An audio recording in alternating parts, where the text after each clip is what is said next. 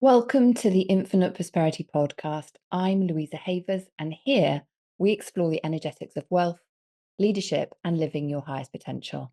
If you love what you hear, hit subscribe and leave a quick review so more people can find this work. Right, let's. Welcome back, everybody. I have a treat for you this week. We have the incredible Hugh Massie with us. Welcome, Hugh. Hi, Louisa. Great to be with you. So fantastic. So I am delighted to have this conversation with you. And for those of our listeners who haven't heard of Hugh before, Hugh is a wildly recognized behavioral solutions architect and addresses every opportunity and challenge from the proven perspective of behavior makes money. I love this. Hugh, let's dive in because your work really bridges the gap between behavior and finance, and you bring a unique perspective to wealth creation. I would love to know, tell the audience something that helps them understand that, the pivotal moments in your journey that led you to be doing what you're doing today. Yeah, I think, you could probably go back to, if you really wanted to the day I was born, and maybe I sort of think that I was meant to be doing this. But if we sort of look at the stair-stepped approach or life in some ways, it's got me to where I am. But I would say, again, Louisa, nothing's linear, but there's some key things. So when I finished high school, I went to university and did accountancy and economics.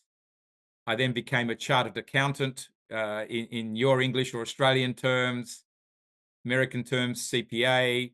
Uh, I did some audit work, and then I became a tax specialist. I did that for around 10 years in Sydney. And then also I had great experience of going with Arthur Anderson into Singapore and Thailand. And that was a 4-year journey in my 20s.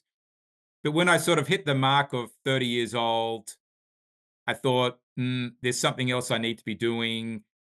I'd always been interested in investing, money, business, and so I knew I needed to be an entrepreneur. I didn't know what I was completely going to be an entrepreneur in, other than that I could see that in wealth management, and of course I was coming from accounting. In wealth management, there needed to be a far more personalized experience. So hyper personalization was on my brain, and but I didn't really know what that was. And so I left Arthur Anderson, decided I would not go any further there, left, and 3 months later set up a wealth management business. And sort of, I dealt with clients from 1 million to 1 billion. And the hyper personalization sort of approach started to come out. One day, a friend of mine asked me, Hugh, what are you really passionate about? Doesn't seem to be quite what you're doing. And I said, I want to help people all over the world become financially self empowered. And I thought about what that meant for probably 6 months, started doing some research and asked clients, what do you think I'm good at? Why are you my client? All of this type of thing. And it really came down to wealth mentoring people, helping them see their life through different lenses. I think I had a good ability to understand a person's talents and the energy of money that was sitting around their life. And I also started to see that money caused people stress, and under pressure, people did different things than when they were in a normal, sort of more relaxed setting. And I happened to have, Louisa, a chance meeting with a psychologist, Carol Pocklington, and I asked her all about this. And she said, look, it's the fact that people have a natural hardwired behavior that's ingrained from early in life. And that's where they instinctively revert to when they're under pressure. And I thought, that's what I want to know, because if I can know how someone's going to behave in those spur of the moment, heat of the moment, emotional situations, then I can help them with their decision making, and I can put a tailor-made suit on them as far as building wealth management plans, but also just managing their life. And to me, I think that's really what I came to, that financial empowerment was about helping a person understand themselves, wasn't about traditional financial literacy of telling them what about stocks and bonds and budgeting and cash flow and all that sort of stuff. It was really more about teaching people about themselves. And that's what put me on the journey. And then I made the steps that I needed to invest in a system to build something that I could have a systemized approach to this that I could do globally. And in the end, that's really what took me from Sydney to America. And Carol, who I by that time had hired, directed me to professionals here in America, experts who understood what I was talking about. And wasn't just how people behaved; it was also how they dealt with money, and that whether someone is a spender or a saver or a risk taker is coming really from their personality. That's what I needed to understand, and have others that were going to work with me, had some grasp of that and agreed with that. And so that's really why I came to Atlanta in America.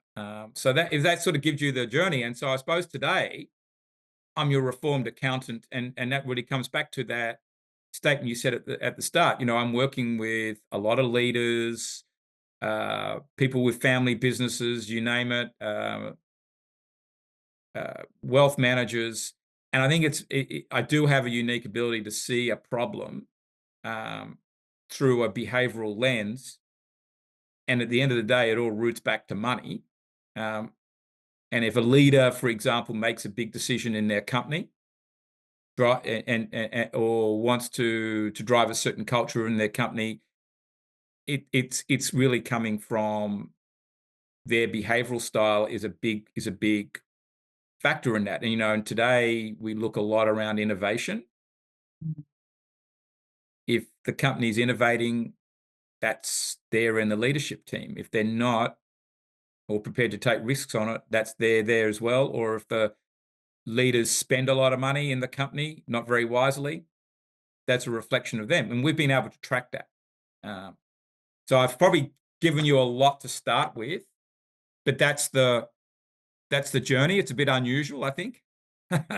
Incredible journey. There's so many facets and aspects that you can then bring to your conversations with the leaders that you work with. And you mentioned around the journey not being linear, and many entrepreneurs and leaders, I think, would recognize that then that we have this duality. We can have this duality where we can have this linear mindset of it's got to work, it's got to be this way, but then that actually closes us down. And when we can have a different mindset to be able to create a non-linear journey, because it might well not be, that is so key from your Right. perspective. That's the fundamental point, I think, and probably where you want to dive into. But I think that's the fundamental point. I think if you're sitting there with an accountant's mentality that, gee, I grew my wealth by 10% last year and my rate of return was 10% or whatever, or my income's gone up X%. And if I keep doing that, that's a linear journey. That's good. And in some worlds and for some people, I think that is good and it's okay, but you're boxing yourself in and you're limiting your potential. And my mindset is well, how do you somewhere in there do you make a quantum leap? And what do you need to do that, right? It doesn't just happen by magic, even though to the outside world, I suppose there are overnight successes. Usually it's not overnight. It's 10 or 20 years in the making. Um, Yeah, Even if you're a 20-year-old and you have an overnight success, it's sort of started when you were very young. It's just the way it is. how do people start to cultivate that exponential mindset so that they can have those quantum leaps and not to go and have that success in the linear fashion? I think that if I personalized it, because that's all I know, Mm. is that if you go back to your dreams, there's a reality in your dreams. So when I had that aha moment at the end of 1999 after being asked the question, "What are you passionate about?" And I immediately came from my subconscious that I want to help people all over the world become financially self-empowered. I knew at that point there was something to be unlocked there, and I worked with that. Now, some people would have just shut that away and pushed it away and just kept on doing what they're doing. Um, for me, I think I had become aware enough of the way the world works and energy forces in the world and personal development. No, there's something here to be unlocked. And then I spent some time reflecting on, okay, where did this come from? Why? And I look back at my dreams as a kid. I always wanted to have a global business. That's And amazing. and and I was always talking about that. I was fascinated by that. Okay, I'm sitting there in Sydney, Australia. How am I going to build a global business? And it's certainly not going to be wealth management. I mean, you've got UBS Bank and Citibank and whatever else out there. So I'm not doing that, right? That's not. I can't make that work. And I'm not even going to go down that path anymore because I ruled it out.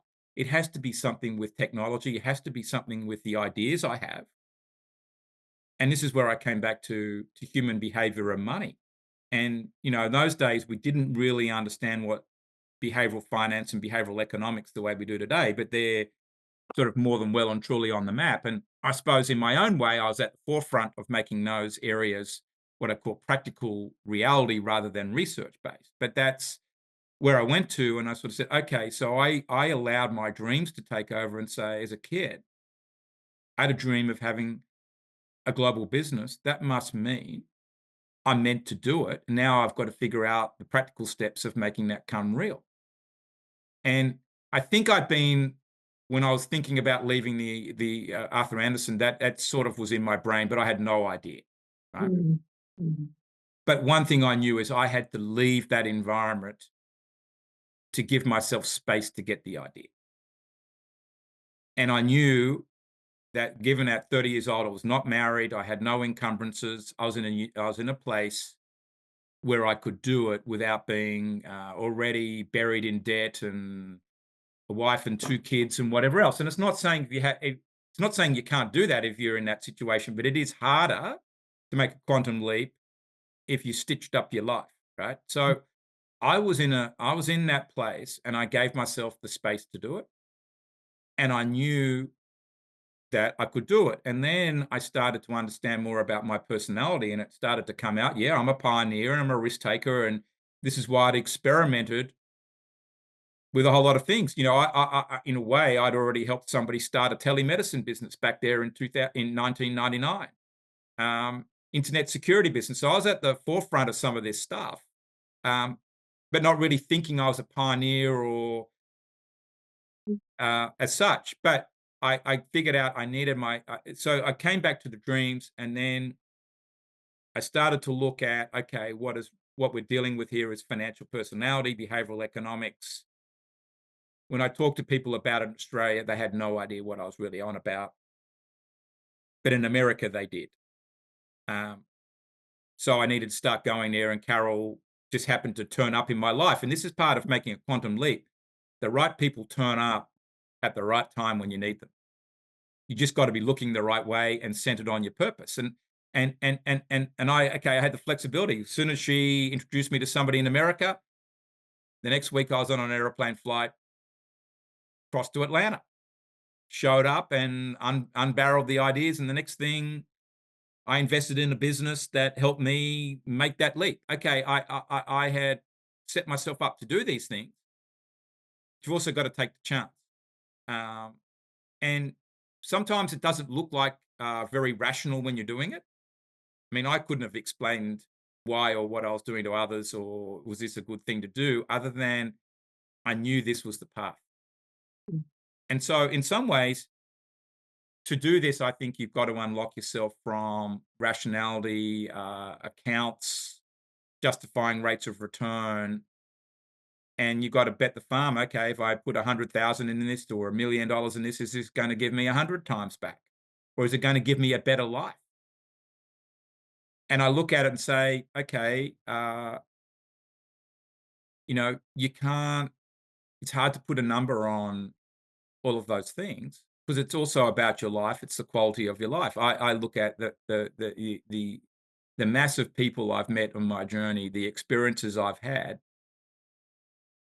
uh, can't be replaced. And you would and I don't know what the next steps are yet, but things are unfolding from me, and there's more quantum leaps, but coming. And I think if you take all of that, and then I suppose if I went to the place that I went to at the end of 2023, was, Louisa, I'm not someone that I haven't tied myself to a number. And I always say to people that if you're going to measure success, it's about your human impact, and have a human impact goal. But it's a goal, smart goal, measurable, but it's a human impact goal, not a money goal. You'll always be disappointed on the money goal.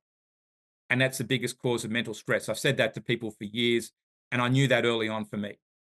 But if you want to, let's say that you want to make $1 billion, right? Then, as I've been coached through, you need to have a goal that's going to impact 1 billion people. So I looked at it and said, how could I impact 1 billion people with our DNA behavior systems? Mhm. Well, I'm not going to get now we've had 3.25 million people complete our profiles or under subscriptions and whatnot. That's pretty good, but that's a long way from 1 billion, right? And at the end of 2023, we were at about 2 million. Okay, how do I get to 1 billion? The only way is through artificial intelligence. So Mm. now what we went and did is we reverse engineered our business and the business model to say, okay, we can get 1 billion people in our databases and be helping 1 billion people with decision making if we use AI to have our profile completed. And Amazing. that's a complete game changer. But I think I knew intuitively that's where I needed to get to 20 years ago when I started the business, or 24 years ago. But technology wasn't my friend then. Boy, Technology is my friend, oh, and there is no one out there that measures human behavior in the way we do, in the sense of, yes, there's 3,000 systems out there, starting with DISC, Myers-Briggs, StrengthsFinder, that are all on the measuring talents in some way, or how do you prefer to be this way, or do you want to be introverted, whatever. We do all that too, but no one's addressing measuring how you deal with money yeah, at any deeper level. And now technology allows me to do that at mass scale. which is incredible. I mean, it's phenomenal. As you were reflecting back on your journey, I was thinking the technology wouldn't have been available that is now back in the day when you were looking at how we're going to create this. So it's And we don't know what's going to be there in I now know. in 2 years' time, and it's unbelievable what I see happening around me that we're able to do that even 2 years ago, or 18 months ago, when we said we're going to do this. It's Amazing. here, and that's the thing. Um, but if I hadn't made all those steps 24 years ago, I couldn't have done it, because the research is a long period in this. Just even me getting my head around actually what I was doing, to be honest, um, and, Huge. and and and and and getting ourselves to a place with a very IP rich system in which we're able to produce the algorithms to work with AI, Which is amazing. and you just Yeah. can't do that overnight. So, No. So from everything that you've learned through creating this, what would you say is the key factors that hold people back in life and business from your perspective? well, I think that if I come at it, which I often say is from the motto of dream big, start small and finish big. And I think that with the dream, it's got to be big. It's almost got to be infinite. You've got to start in that place, but also having, Louisa, like a life purpose around that, and build your identity around that as well. And identity is very key, because identity is about how you're going to show up in the world and be held accountable, be seen by others, living out that purpose.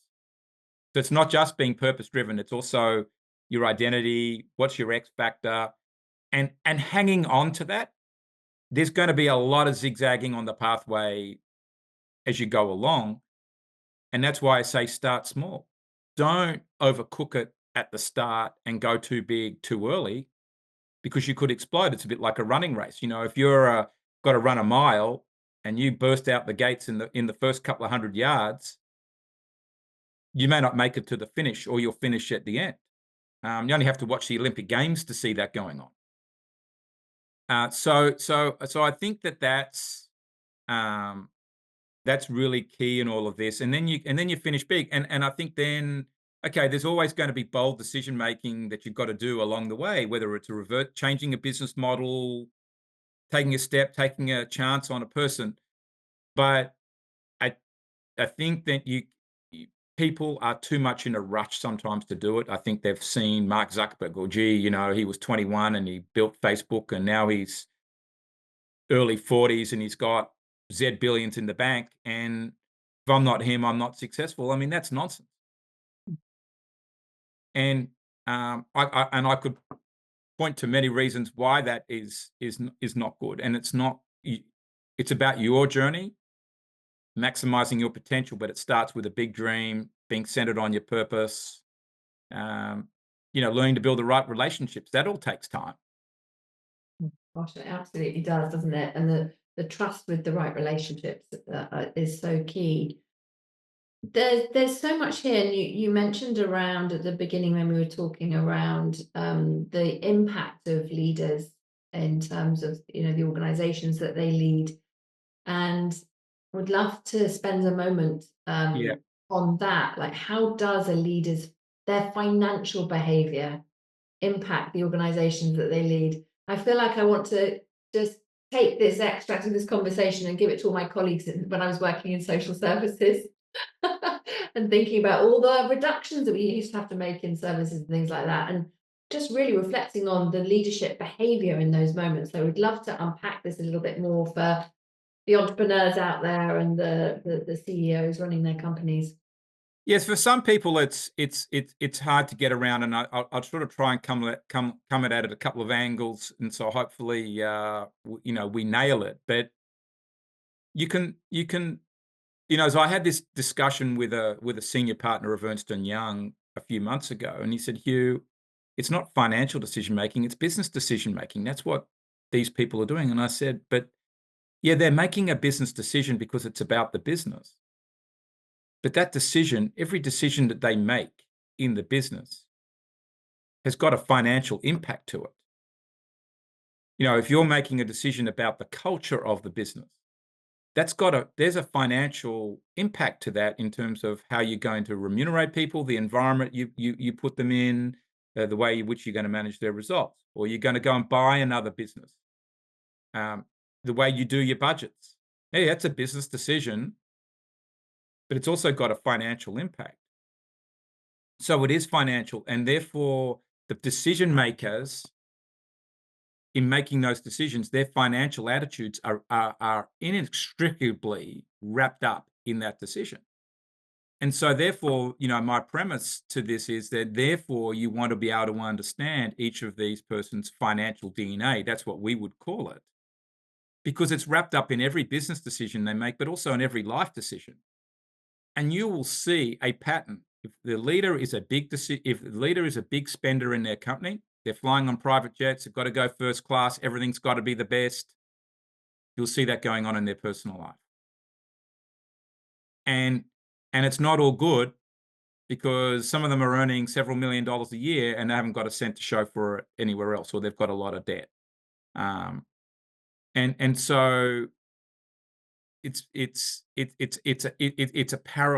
think it's a parallel thing. Or if you look at another lens we look at this through is in a company, particularly these days, is how quickly can they innovate, Louisa?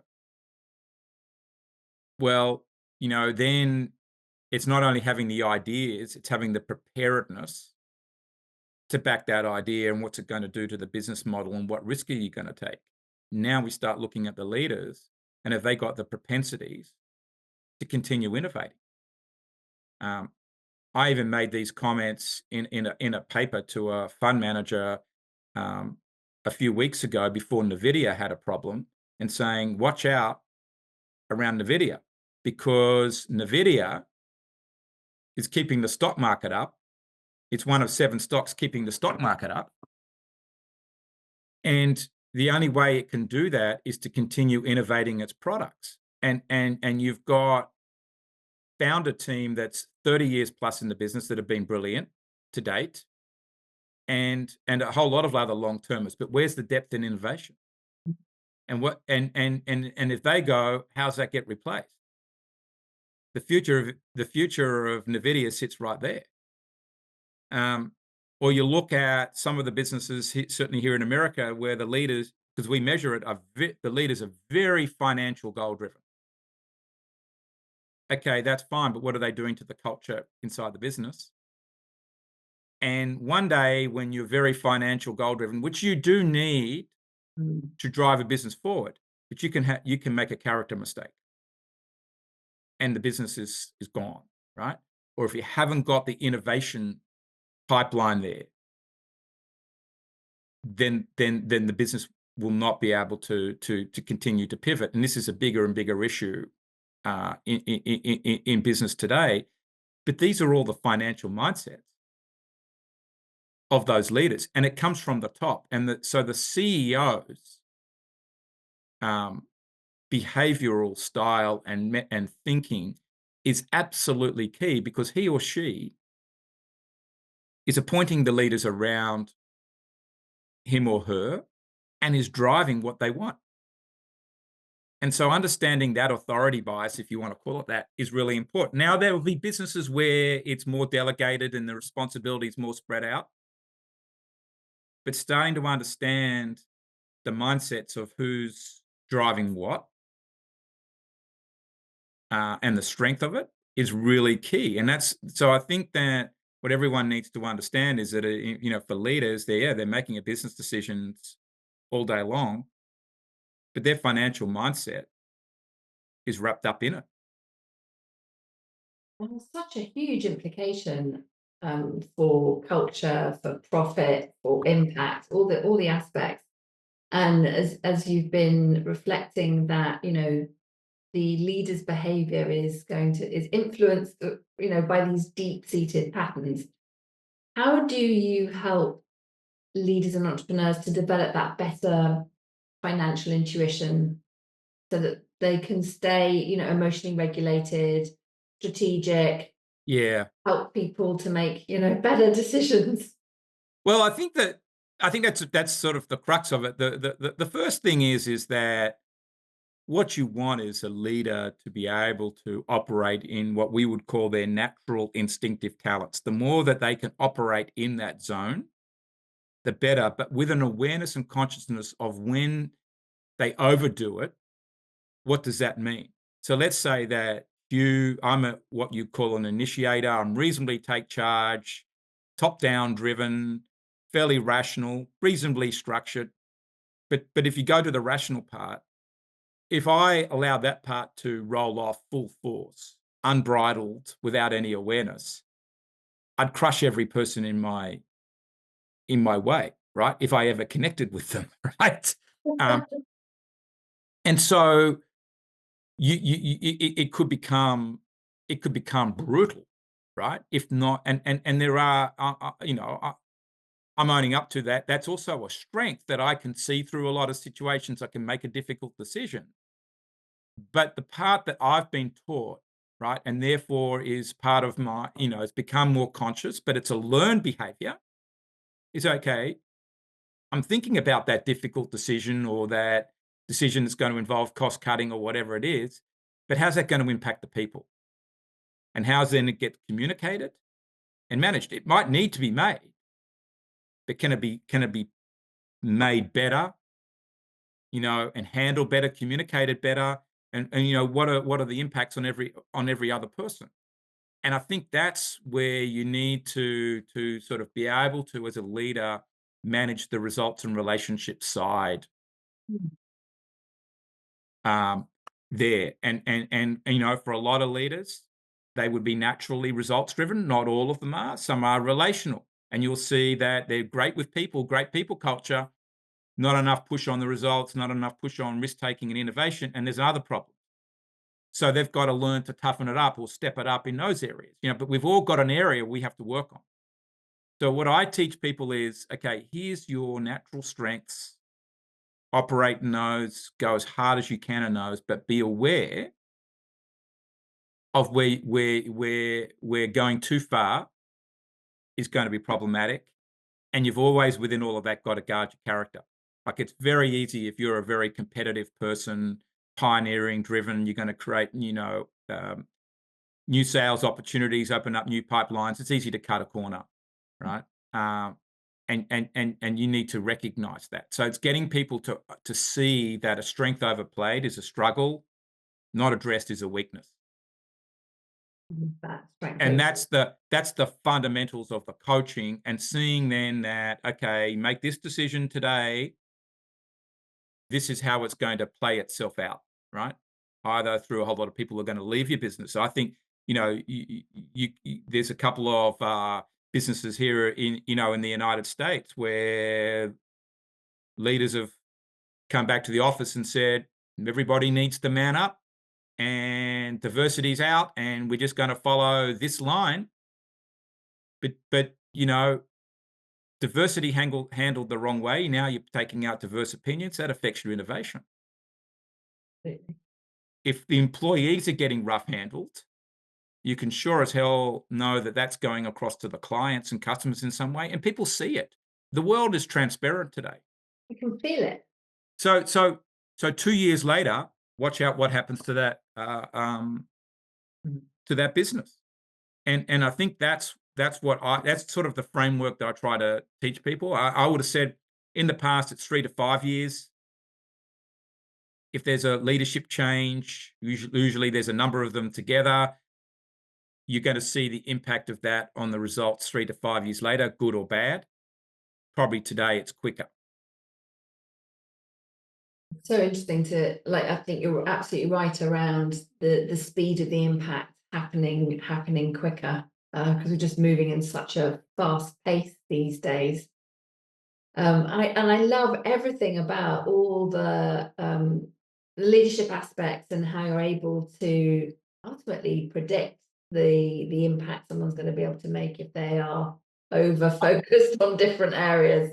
It's interesting. I wrote this paper for a alternative investment manager that is looking at working with us, and I sort of documented, here's some examples. So like we did a prediction of every S&P 500 company team, right, and ranked them based on this.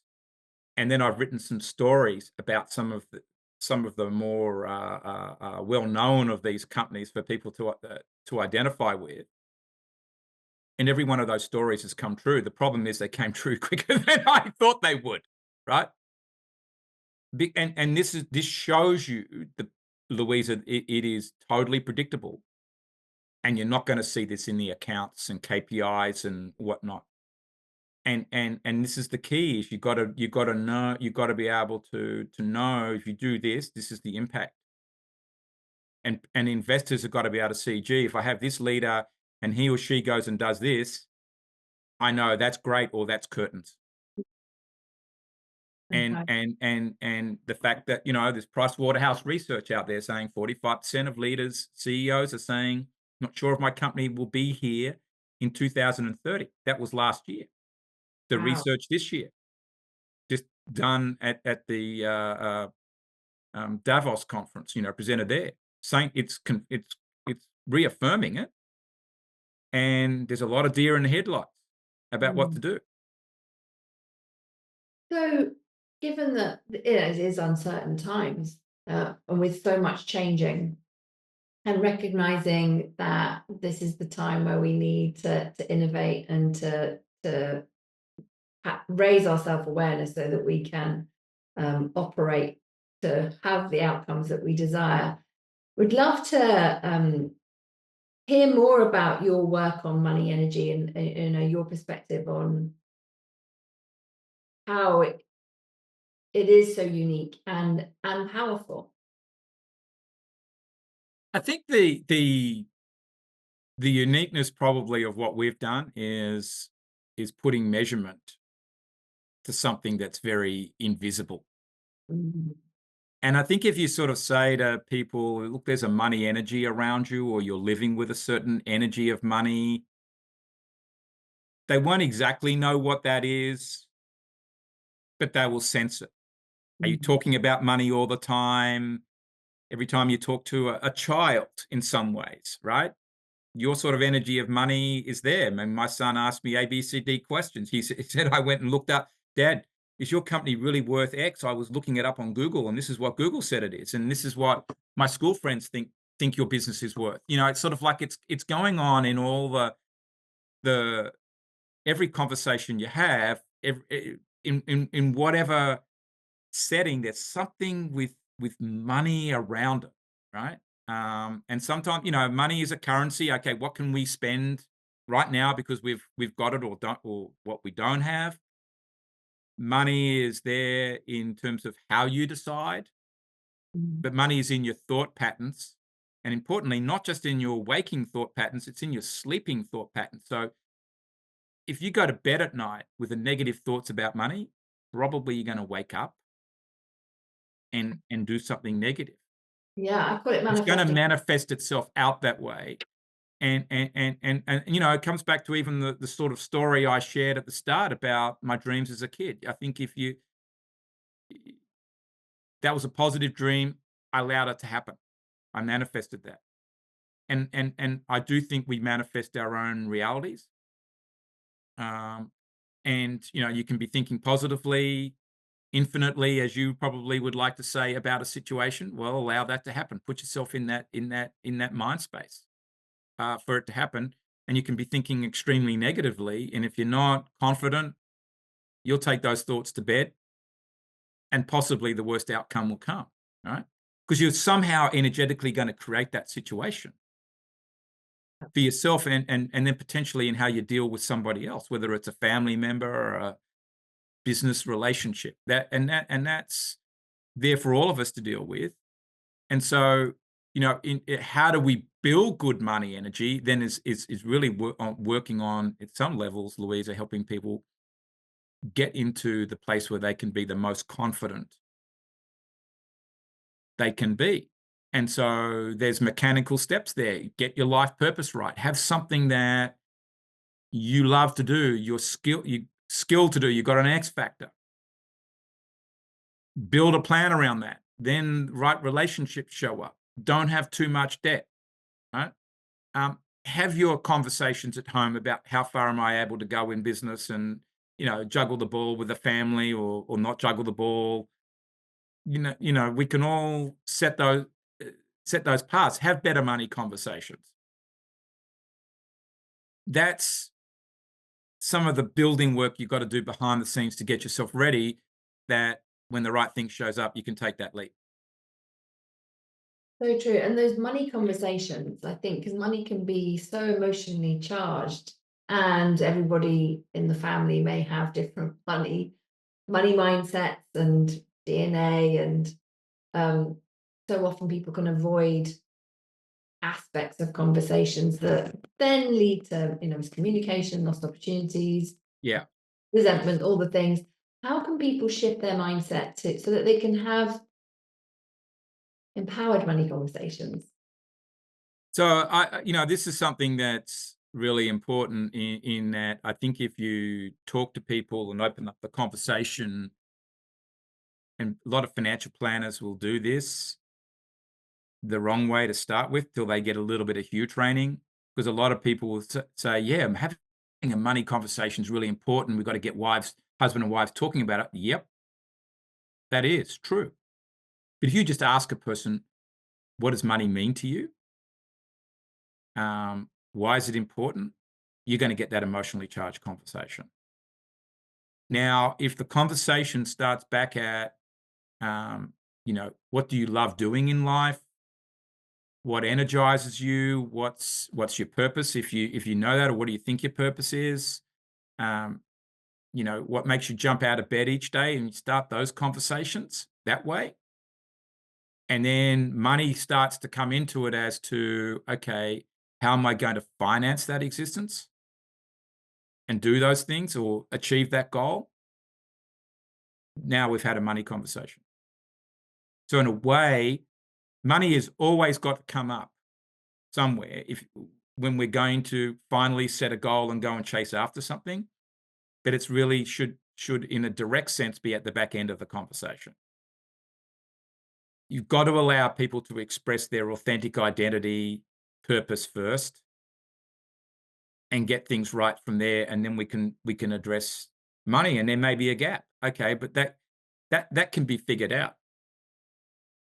But if we just start talking about what does money mean to you and what do you want to do if you had more money and whatnot all up front, you're never going to get any reconciliation in that conversation. And there's a lot of judgment that starts to happen, life baggage, because even with a husband and wife, it's unlikely they've grown up in the same type of home, even if it's been reasonably privileged or not privileged. There's different stories in there that have got to be navigated, and that question or handled that way just brings up all of that baggage, and it's never ever going to work. And I think the other part you've got to always remember is that probably 70% of first marriages, the couples are opposite in style. And we talk a lot about money being the factor that causes divorce. It's in there, but I think if you really look at it, it's the fact that the couple haven't addressed their differences, which shows up in how they communicate. And when those differences show up, the energy of money is attributed to it. It's easy to oh well, you went and spent money on this and that, but it's actually something else more fundamental. Money gets the blame. Money is easy to blame money, and now it can be that one is more of a spender than the other, but it's usually some other issue underlying that. That's the bigger problem. Mm. I But we've think always got to understand that we're dealing with different human beings in the relationship, and they've got to navigate those differences because one person is going to see the world through details and information structure, want an orderly life, and the other person's going to be a bit more adventurous. They're going to be wanting to go to parties. They've got an outward sort of focus. How is all of that managed? Um, and that's what needs to be talked about, but not overlay it with money too quick. mm, I love this approach so much. I can really feel because we create from the questions that we ask. So the questions that you're inviting people to focus on is really around lifestyle and impact, and then thinking about the layer of money after that, rather than And leading there's a you. lot of judgment that comes with money, unfortunately, and people are always comparing themselves to somebody else, and that's the big problem because there's always going to be somebody who's got more, or at least temporarily got more. Um, but you don't know what else is going on in their life or their world. And maybe a lot of the time I look at it and think, gee, yeah, they've got a lot of money and that's great. But I wouldn't want for anything the rest of what's going on in their life. Yeah, so true. Oh, Hugh, I could chat to you for hours. There's so much here. Just as we're kind of coming to the end of our time together, I would love to hear a little bit, just to shift gears a little bit, to hear a bit about why mentoring boys without fathers is so important to you. This is something that speaks close to my heart, as my sons have grown up without their dad. So I'm really grateful for you to Well, I'm glad lift this you, table. Louisa, I'm glad you found a moment to touch on that. And so the part I didn't say in my story at the start was I didn't have a dad. My father died when I was one. My mum was pregnant with my brother. So my father had a brain tumor and died at age 36. So, there's me as a 1-year-old brother born a few weeks later. Um, and we were brought up, in that world. But I think that we both, while we came from the same home, had exactly the same opportunities, we're probably traumatized by that situation differently. Um, so I'm not speaking for my brother here, other than to say that he was too in a completely different way. Um, and there's nothing my mother could ever have done about it because she gave us a great home, a great life, and So, but I know what I've come to understand as an adult is sort of to what the implications were, and it came up for me one day, with doing podcasts like this, conversations like this in 2022. I did 6 in a row with clients, and they were all a boy without a father. Now, from different, the first one was about my age, under 2. Some of them were a bit older. There was divorces involved, and the father was never to be seen again. A range of situations. But what I came to learn was the younger the father leaves the home, the more traumatic on the boy. And then there are these situations that come, whether it's aggressive behavior, literacy, obesity, learning difficulties, socialization issues, blah blah blah, and I think just general setting boundaries, and that's what we're dealing with is a lot of it in America. So that's really where I came to, and I always wanted to do more work on youth development.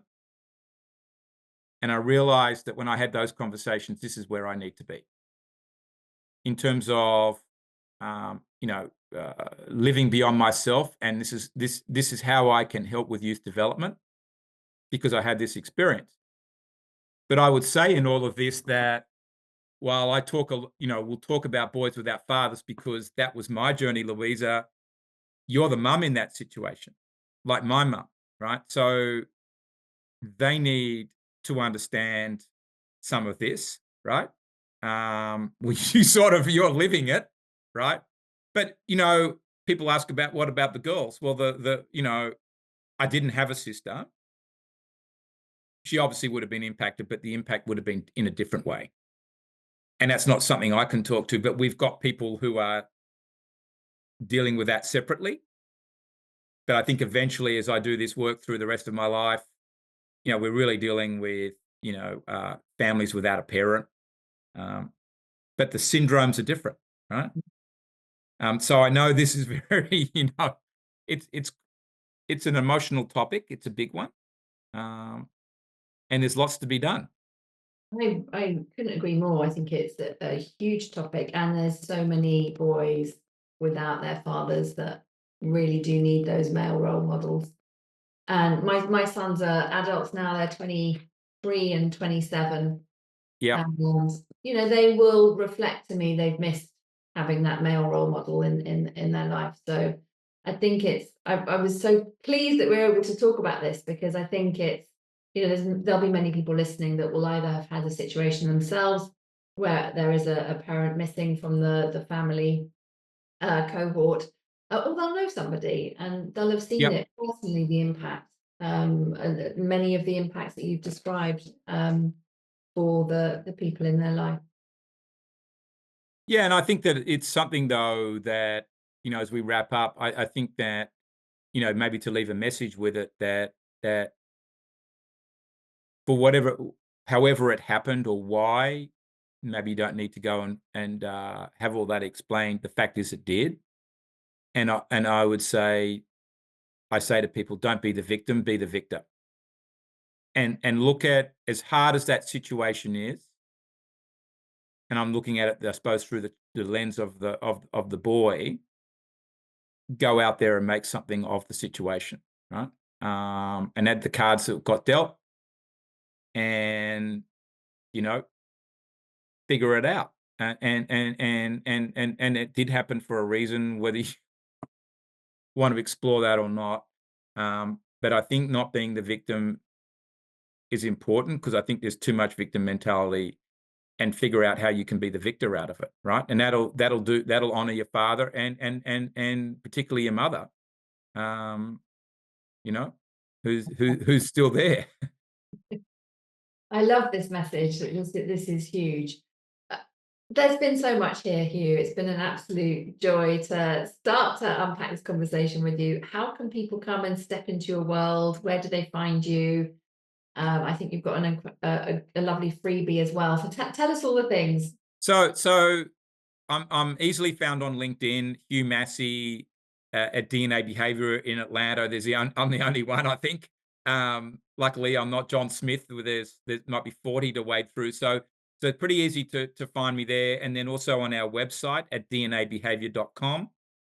There's plenty of materials there to have a look at sort of what we do. You can do a free profile if you'd like, just to learn more about yourself. And feel free to send me an email at hugh.massie@dnabehavior.com and I'll get you set up for that. And for those that want to learn more about Boys Without Fathers, we do have a website, uh, and at boyswithoutfathers.org.